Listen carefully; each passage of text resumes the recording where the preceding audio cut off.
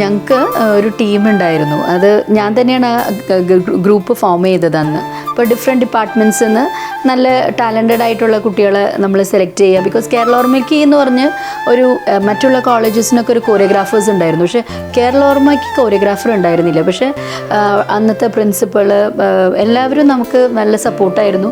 എന്നോട് തന്നെ ഒരു ടീം ഫോം ചെയ്യാൻ പറഞ്ഞിരുന്നു. അങ്ങനെ നമ്മൾ ടീം ഫോം ചെയ്തതാണ്. ഇപ്പോഴും ഞങ്ങൾ നല്ല ഒരു സ്ട്രോങ് ഫ്രണ്ട്ഷിപ്പ് ഉണ്ട്. ലൈക്ക് ധന്യ, സൗമ്യ, ജയലക്ഷ്മി, സന്ധ്യ, വിജിത, ശാലിനി, അമ്പിളി, അങ്ങനെ ഞങ്ങളൊരു ടീമാണ്.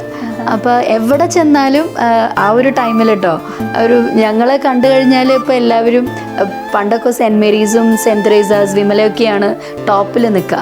പക്ഷേ ഞങ്ങളൊരു ഗ്രൂപ്പ് ആയതിനു ശേഷം ഇറ്റ് വാസ് ലൈക്ക് ഓ കേരളോർമ്മ വന്നോ, അങ്ങനത്തെ ഒരു സ്ട്രൈക്കിങ് ഫസ്റ്റ് പോയി എന്നുള്ളൊരു ഇതായിരിക്കില്ല ബാക്കിയുള്ള ഏകദേശം അതുപോലെ ആയിരുന്നു ഞങ്ങൾ.